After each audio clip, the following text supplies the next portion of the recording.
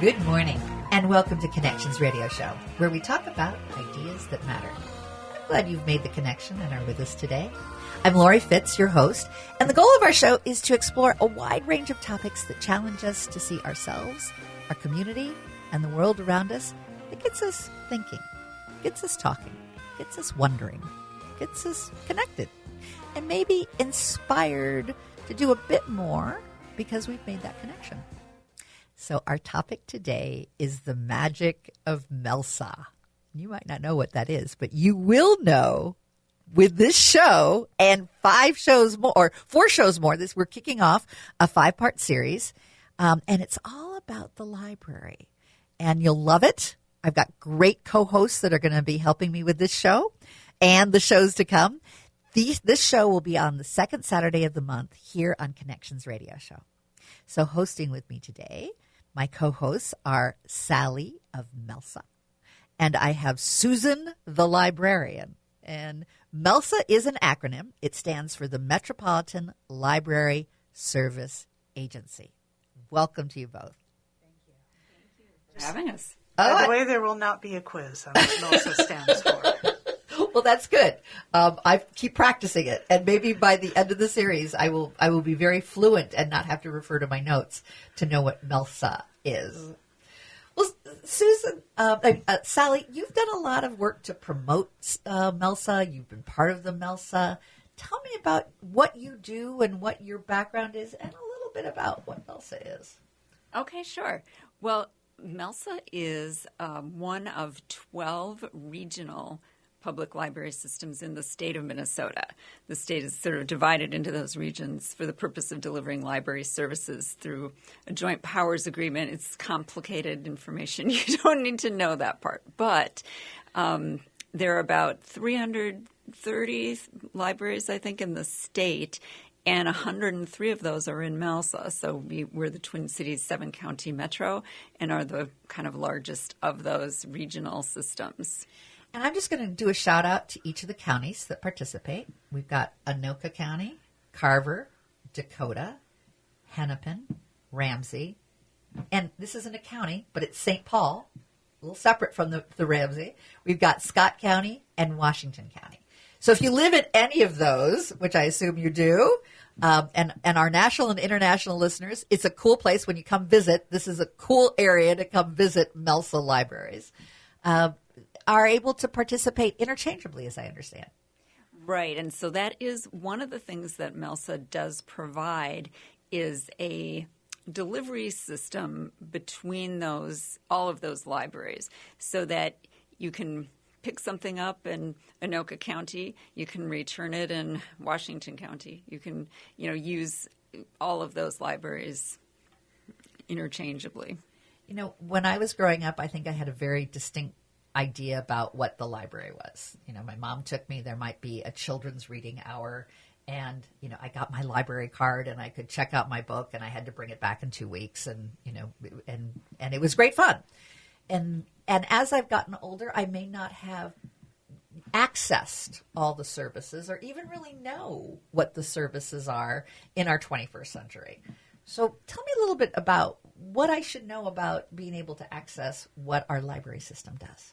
Well, one of the main things that would have changed is there are so many e-resources now. So there are a lot of resources you can be checking out and using from the library without ever setting foot in the physical library branch. Though, of course, we encourage you to visit all of those branches because they're fantastic and it's a great vibe to be in the library. But there are a lot of things you can just do from home or from your office or wherever you have a Wi-Fi connection. What I love about that is that I sort of assumed that the smartphone could replace what we would usually or in the past have accessed in the library system.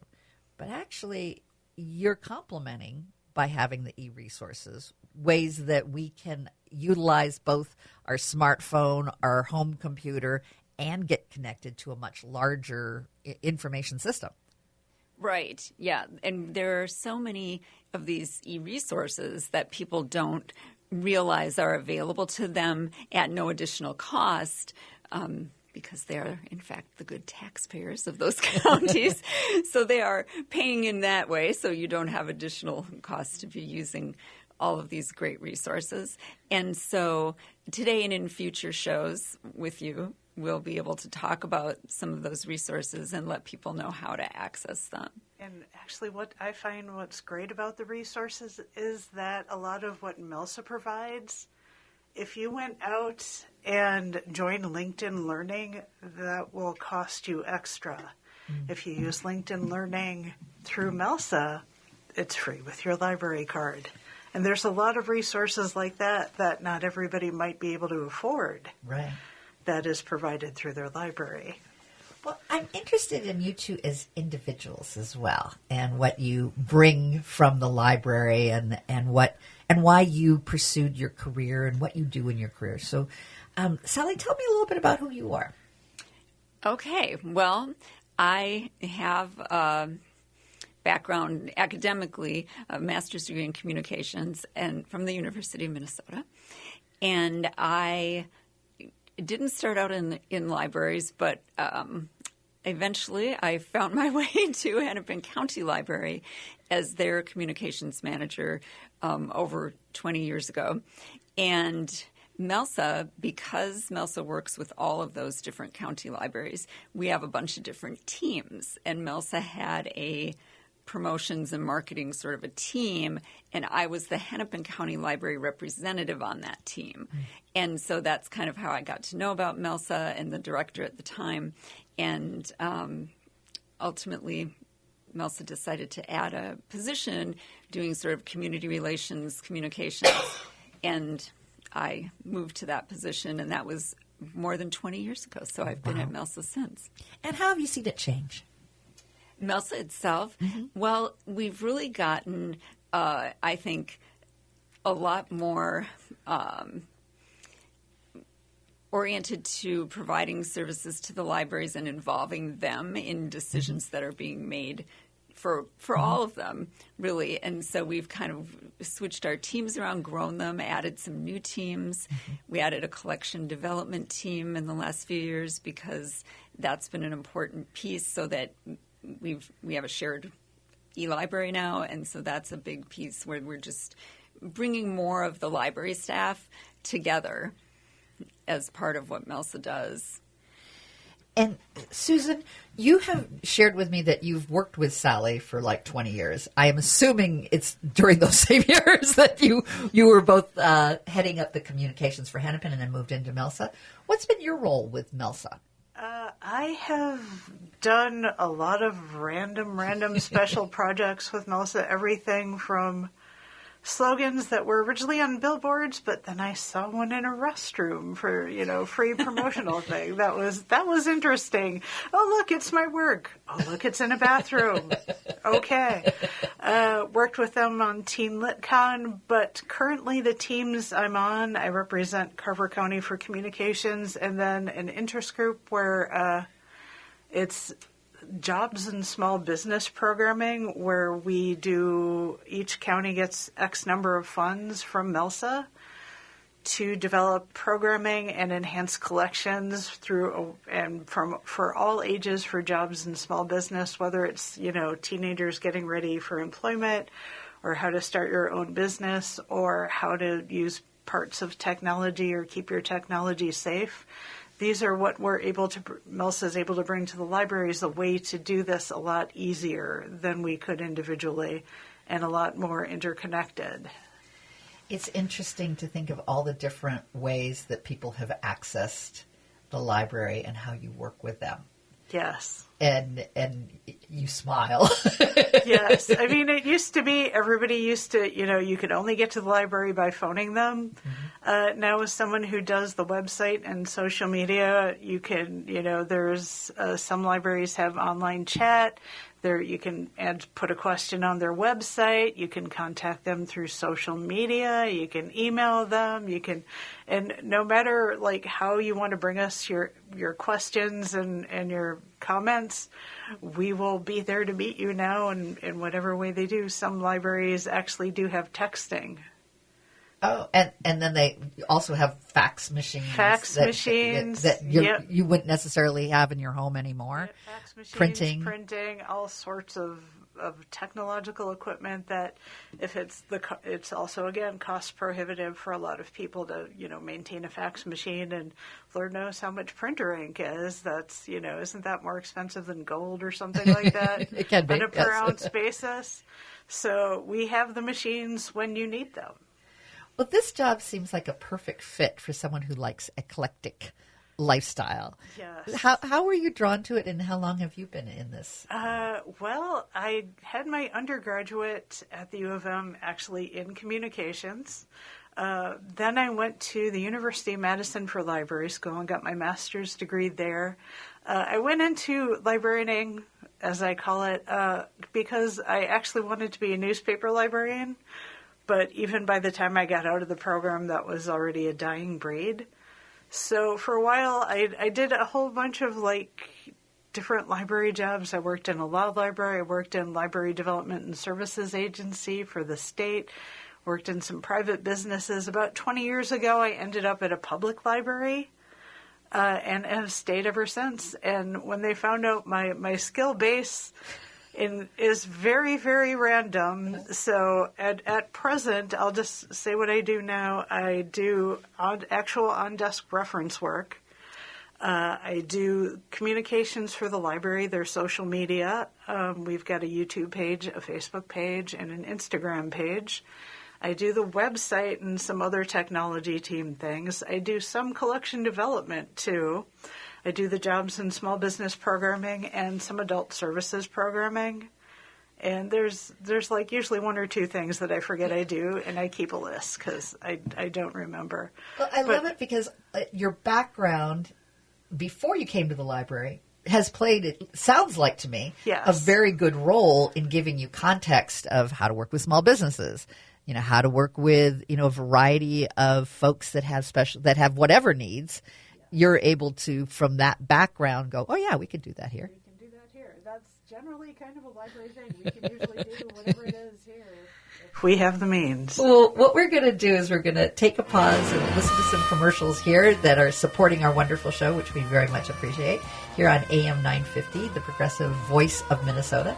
And we'll be right back, and we'll learn more about MELSA and cool things that you might not know about our library system. We'll be right back. .com. Welcome back to Connections Radio Show, where we talk about ideas that matter. I'm Lori Fitz, your host, and we have a terrific co-host, but I want to let you know that the topic of our show today is the magic of MELSA, and it's how we connect with our library system here in the Twin Cities. And my co-hosts are Sally of MELSA, and she's going to be sharing more about what MELSA does. And we also have Susan the librarian, and Susan is our eclectic, interesting, allows us to see the heartbeat of what happens in the library system and how to connect with it, and what are some interesting things that you might not know that you can access and save money too, Yes. as well as enjoy being in a wonderful space. So with that, we started to talk in our last segment about some interesting things that you might not know that are a little different from when maybe we grew up, of how we access the library. And one of the things that we started to talk about were the e-resources and what e-resources are provided.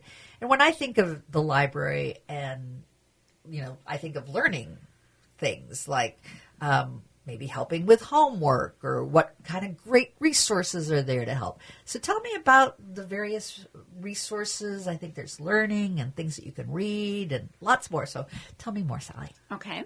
Well, I should mention, too, MELSA, earlier I referred to these teams that MELSA has, and we have an e-resource team that's got a representation, again, from all 8 of our Metro Public Library systems. Despite the fact that, we're sort of on the theme of the magic of MELSA, I do want to emphasize that MELSA would not deliver any services without all the Metro Public Libraries as the vehicles and the actual public-facing entities. So it's really the library that's the Right, magic. exactly. You're the behind the scenes and letting the theater of the library be shown. Correct. You're the come and see this wonderful show called Our Library.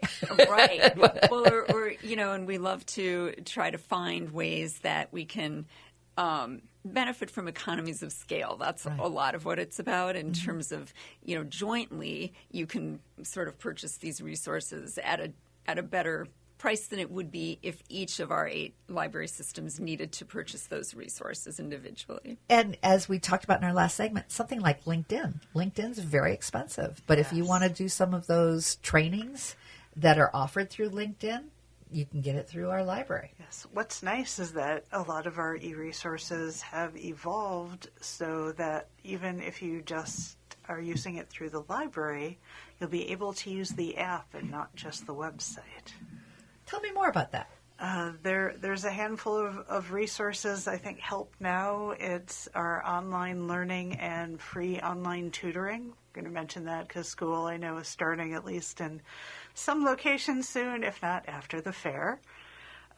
So you can sign up. You might need to sign up through your library website and get an account, and then you download an app on your phone, and you can take things like LinkedIn Learning and Help Now wherever it is you want to go. We've got a language learning one.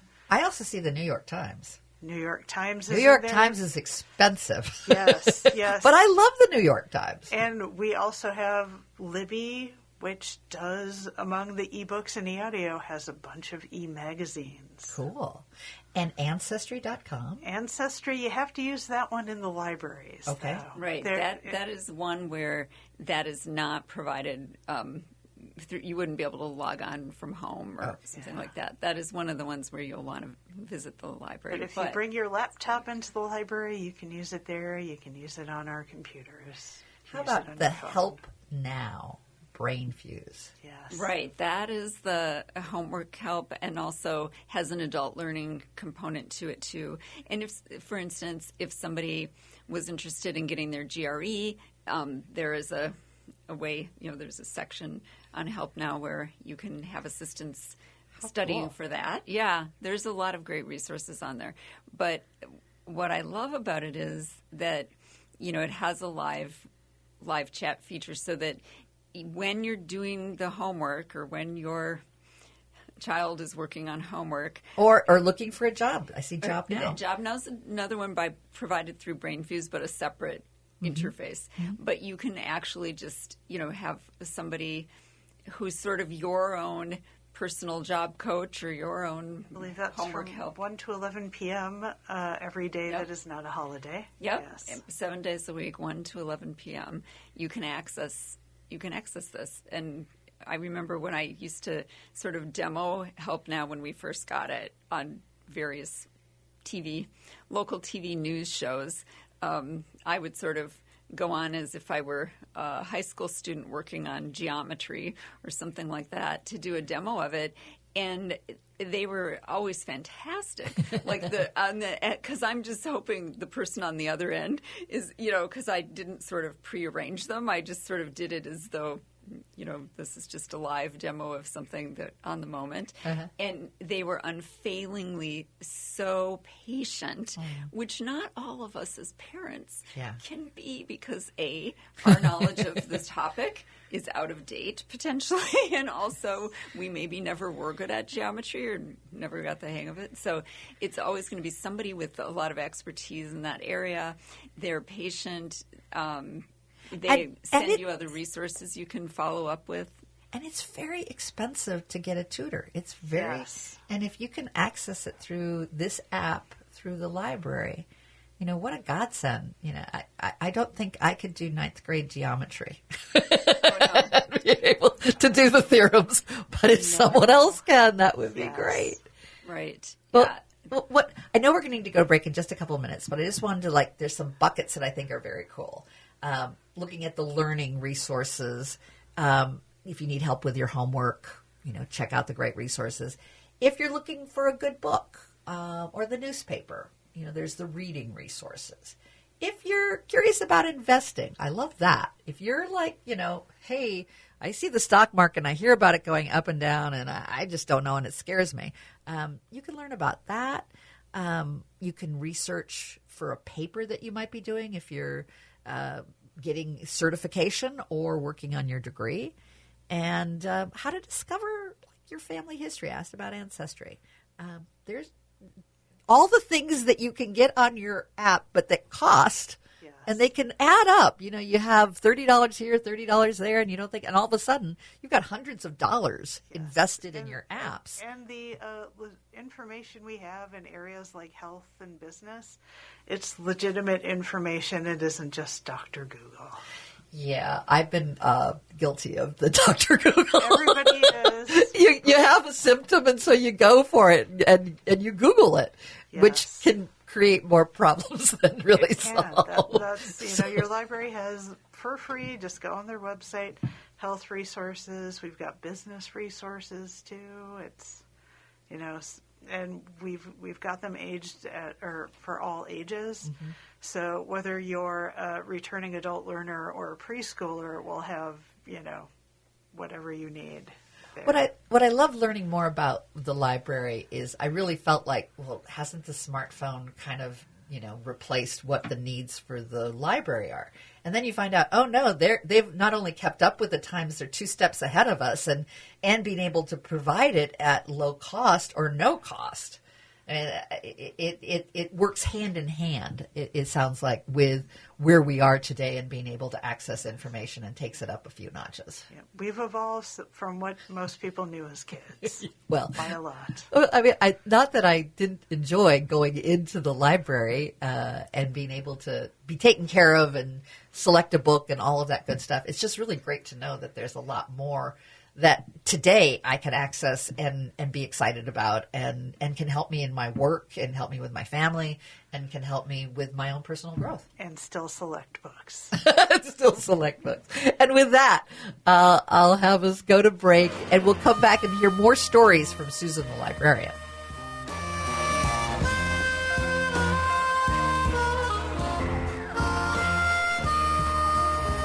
Welcome to Connections Radio Show. I'm Lori Fitz, your host. And we have a wonderful show, and I'm going to call it The Magic of Our Library System, and how Melsa brings that magic to us, to our radio show that we are going to be doing a 5-part series. This is the first of the 5-part series. The next 4 will be on the second Saturdays of the month. Now, I say Melsa, and if you've just joined us, it's like, what is Melsa? So, and I also want to make sure that Susan's acknowledged that we will not have a test on this, but it is good to know what Melsa stands for. So, Melsa stands for, I'm going to let you share with us, Susan. Metropolitan Area Library Service Agency. And you used your Susan voice, didn't you? I used my soothing librarian voice. That you implement when needed. I implement when needed. We all have that voice, whether we're a parent or working somewhere. We all have that calm voice we need when speaking to others. I call it the de-escalation voice. That works also. It's great. So one of the things that we want to make sure that folks know, or many of the things that we want to have folks know, is really how to access our library system in a 21st century way. And I also want to encourage you to go ahead and look at our website for Melsa, and that is melsa.org. And that will give you a nice overview of the e-resources as well as the events that are available. We're going to, in this segment, do a little deeper dive on one of the resources that we think you will love, and it is the Libby. So tell me what Libby is. Oh, and I want to introduce both of my guests. Oh, actually, they are not my guests. They are my co-hosts for the next 4 in this 5-part series. And they're terrific and bright and knowledgeable people that you'll enjoy getting to know. So we have Sally of Melsa, and we've got Susan, the librarian. And Susan is going to take the lead to tell us about Libby. Libby is an app, or you can download on your phone or use on any device that has internet. And it is a place where you can download ebooks, e-audiobooks, and e-magazines. You know that would get to me. She gave me the e-magazine. E-magazines. So are they local magazines as well as national? So like if I wanted like the Twin Cities magazine. They are mostly national Okay. because it's a collection that actually worldwide. They have cool. there's libraries worldwide that access Libby, and one of the very cool things, by the way, the Twin Cities area, the MELSA system, is always the first consortium system for the past couple of years in the number of books we read. Does that mean that Worldwide. does that mean that we're kind of a smart, or we just access it better? We're going to go with both. Okay. Why not both? It can be both. Pie or ice cream? Why not Yes, pie a la I think mode? there's only 2 library systems that beat us. Was this worldwide or was it just in America? But we're up there in typically the top 3 in accessing this app for our reading materials or listening materials. And by the way, librarians do think that if you are listening to an ebook, it counts as reading. Well, then I might be able to up my book reading. Yes. And I should say, too, we really want to, like, a huge thank you to any of your listeners or people in the Twin Cities who are contributing to our more than 11 million items checked out from that library in 2023, which is huge. And like Susan said, there are only 2 that surpassed us in the U.S. and Canada, which was the L.A. Public Library. We should give them a shout out for 13 million in 2023. They've got a little bigger I know, they're huge and bigger. per capita. I think we probably beat them. Yeah, and then Toronto is the one. Then we're the third one, but we'll see how it goes for We're the top 2024. consortium, then. We are the top consortium. And what does library that mean? consortium. Tell me what that Well, means. that means our library is shared library among those 8 Metro Public Library Okay. systems. Okay. And the other ones are, individual Got LA it. Public Libraries, its own system with, of Got course, it. huge population and lots Sure. of branches. But Sure. we're the top consortium for checkouts. And so we love that so many people have embraced Libby already, but we want to make sure everybody else who doesn't know about it can. And I have a question about checking out. How do you check out on an e-resource? For Libby, it's kind of the same thing as the library now. There are things you can put on hold and things you can borrow immediately, and Libby will let you know if it's available, approximately how long it might take for you to get it if you put it on hold. You can check out 15 items and put 15 items on hold. Wow. And for most people, that's enough. Yes, I think so. Well, and the beauty of that is because I'm the one that always has 15 items on hold, and I sort of don't remember that I do, and then I try to put another thing on, and they're like, But when your holds come up, unlike the physical books, when I have a way of having 5 books that I'm dying to read come up on the hold at one time, and then I have decisions to make because I can't read them all.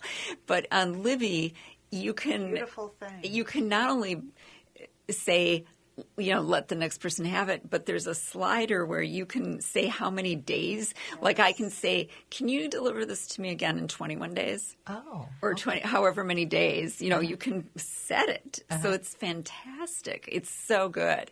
And so I love that about it. And I also wanted to mention on the e-magazines as a user now, it's the best.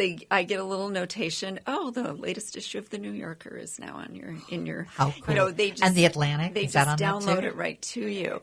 Unlike the ebooks, though, Yeah. you can literally download as many e-magazines as you want to, as you have space for. So if you're a magazine reader and you would like to read 100 magazines in a week, go ahead and download them. Wow. And then they're just on your computer. You get to keep them for as long as you'd like. Unlike the books, which after 3 weeks, it's kind of like it is in real life. You will get a notification to see if maybe you want to renew it, if possible. Otherwise, it'll tell you, and then the book will go away after 3. It's kind of like Netflix. Yeah, You've it's got kind of like Netflix. here's your 3 days that you've rented it, and Yeah. now it's gone. Bye bye. But yeah, and you could always put it on hold again. Right. That's what's nice about it. Yeah. I'm going to add a third thing to maybe why our Twin Cities are ranking up there. We may be more cost conscious than most. Yes, and that's we true. see the opportunity. But I'll go with we're smart first. Yes, we're smart. And also, I think we've done a really good job of letting people know about it. But it's nice we're still getting people coming in who don't know about Libby. And if they need a little help, they can come into their library or call their library. And usually someone will be able to help you set it up. As long as you have your library card and your pen, that's all you're going to need, your 4-digit password. And some people may have had a library card years and years ago, Yep. and they don't have it anymore. And for some library systems, you can actually apply online and get a card. Some you can apply online and get a digital card that'll let you use the digital resources. There are still some you have to show up in person to get your card, and that will be, if you want it, the only time you have to go into a building, though we do recommend you stop by. But going into a building can be special. You were sharing with me how it's accessed in really interesting ways these days. Yeah, there's a lot of people who need like a third place to go now, and unlike everywhere else, you can come in, you can stay the entire time we're open, you can use our Wi-Fi, you can use our study rooms. A lot of places have like puzzles and games laid out, or learning activities in the children's area, great for a rainy day. If you want to print things, as mentioned, use our fax machine. We're a space that welcomes everyone.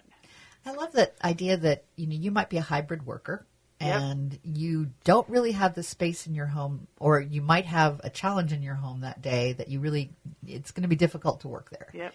Or your Wi-Fi may be out. Yeah.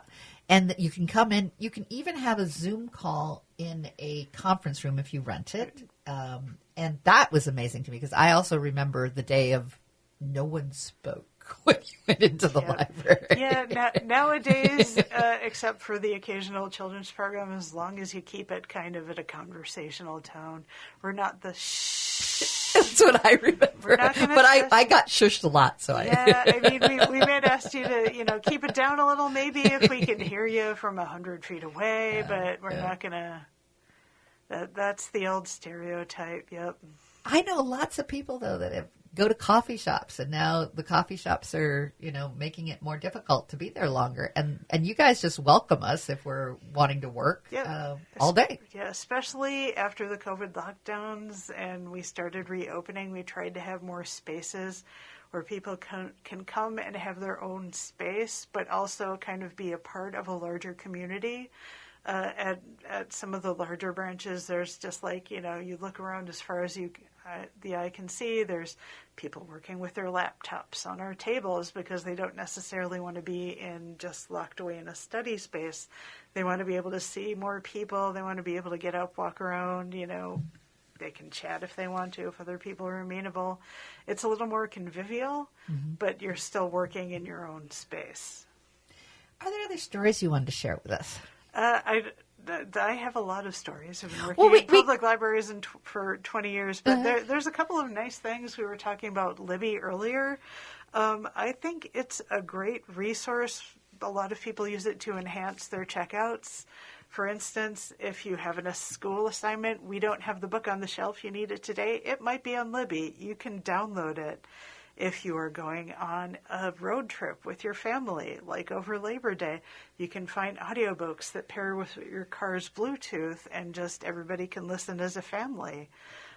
We've had people come in who have failing eyesight who either use the audiobooks or use Libby, where you can set the print larger. So if we don't have a large print copy on the shelf, you can set the print fairly large in Libby and you can read that way.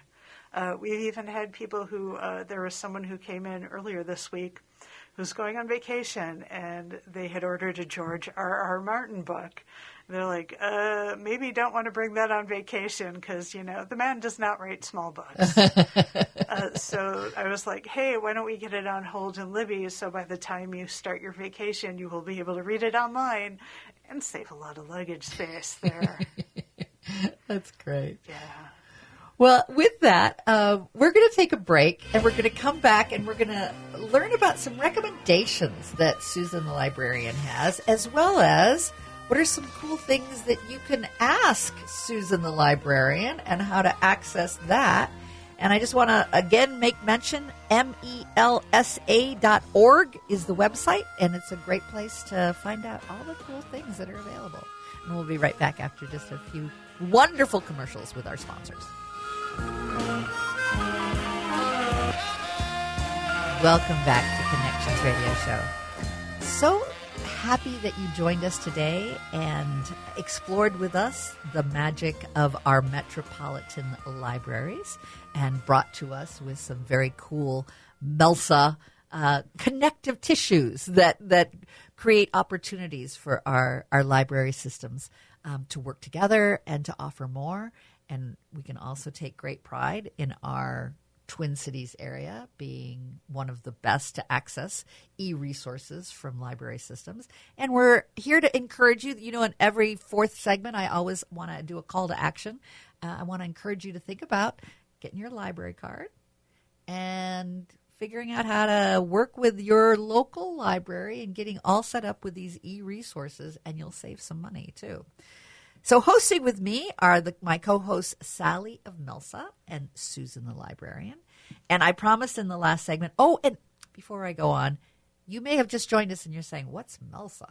So MELSA is the Metropolitan Library Service Agency, and it supports ways for the library system to work together. And I have Sally from MELSA, and I've got Susan the librarian. And welcome to both of you, and thank you for a great show today. Thank you. So, Susan, you're going to give us some ideas. We're going to make the fourth segment of our shows about some recommendations and things that people could email you with if they've got questions. Yes, well, I'll go with my Susan Suggests segment first here.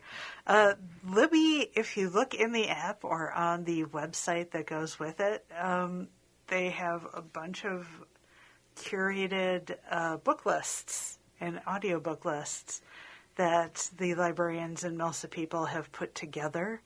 I'm going to be timely because I can still sneak this one in August. There is one called The Beach is Calling. I love that. And it's got beach reads, and it's got beach reads for everybody, from little kids to adults, and not just the ones you're thinking of. I love a good, romance-landia book at the beach, but there's other selections in there, and there's also some audiobooks for the audiobook people. And if I can add, even if you're not going to a beach on vacation, yes, you certainly can go to any of our lakes and have a beach read, yes, and be able to enjoy the beach feel. The beach experience. Exactly. Through a book. Yeah.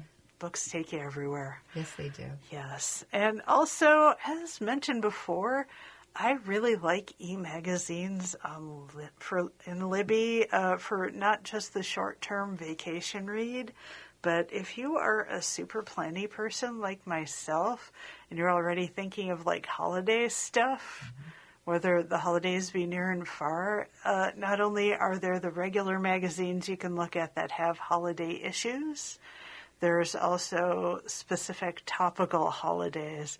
So if you're like crazy into Halloween and you're thinking of your costume now or what treats you can serve at your party, you can go to Libby and check out the magazines there.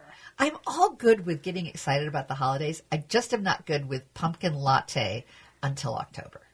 And I know it's starting now. There's some people that are getting the pumpkin. You do you. I'm team fall flavors all year and will hoard pumpkin flavored things. I still have some from last year. Good. I think it just has it to me it is like the races. You know, when the latte comes, it's the holidays, the pumpkin latte. But okay, I can readjust and become a pumpkin fan year round. They still had Halloween stuff in some of the stores about a month ago. I know. So I mean, it's just hard. You can live in whatever world you want to. Yes, we do. It's already there, though. All right, I will adjust my expectations. Okay. So I would assume that there'd be recipes as well in some of these magazines. Yep, there's recipes in the magazines. There's also a whole bunch of cookbooks in Libby, and it's a pretty nice collection. And I do love cookbooks. Yeah. And you can have a range probably from if you're like on a diet, or if you're wanting health, or if you want to splurge at parties. Or if you want cuisines from a specific area of the world. Ooh, yeah. If you want them in Spanish, we have some in Spanish too. Cool, very cool. So if folks want to ask you questions, and I know they can access the library, but we want to provide a librarian through this real radio life show. librarian. Right. So people can just get a hold of you, can't they? They can get a hold of me. We've set up the email address, Susan, Thee, librarian, Susan the librarian, 2 E's. Otherwise, you'll get someone else at gmail.com. What I love about Susan the librarian, it's sort of like Old English. There's this like somewhere between Old English and Megan the Stallion lies Susan the librarian. Susan the librarian will answer questions. What are types of questions that you welcome? I'm a librarian. I welcome all types of questions. Right. Instead of what you welcome, what sort of questions do you typically get that folks can feel free about in categories of what they might want to consider? I can point them to their library system if they tell me where they live in the Hennepin County, the metro area, and how to get their cards. If they have any general questions about e-resources, I'm good for that. If they have anything they want to hear answered on the air, we'll consider that. Or if they have anything they would like us to maybe talk about a little bit more that they're curious about the libraries, because there's a lot of things libraries do now that we didn't do then. I mean, well, even if they might want to take a look at the website, which is the MELSA, MELSA, and MELSA again stands for Metropolitan Library Service Agency. But if they go to MELSA and they're like, I see all this, but I don't know what's the next step. You would be their guide. I will into be the connector. Next step. I will librarian them. Okay, and as you librarian them, you can do a direct email back. But we may also feature, so there's kind of an excitement here. Get your question in, and we can answer it on air as well. Because if you're asking the question, we're going to assume that there's other folks out there that are wanting to have that question answered as well. Yes. And with that, you start to get the look and feel of how to access the library. We're giving you an opportunity when you work with a real librarian. This is your personal librarian, AM 950, Progressive Voice of Minnesota, Connections Radio Show librarian. And it fulfills kind of your dream. You at one point wanted to be like a newspaper librarian. Yes. Why not be a radio librarian? A radio librarian. You could put that on your resume. Librarian of the airwaves. That's right. And it's all in the e-world. Exactly.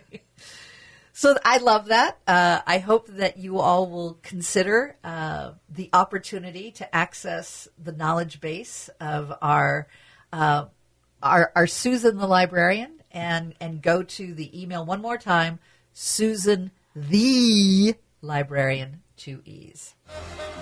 Thank you for joining us today as we talked about the library system and making library connections. We've kicked off our 5-part series, and the next 4 programs will be on the second Saturday of the month here on Connections Radio Show. Thank you both. We really appreciate you being here. Thank you.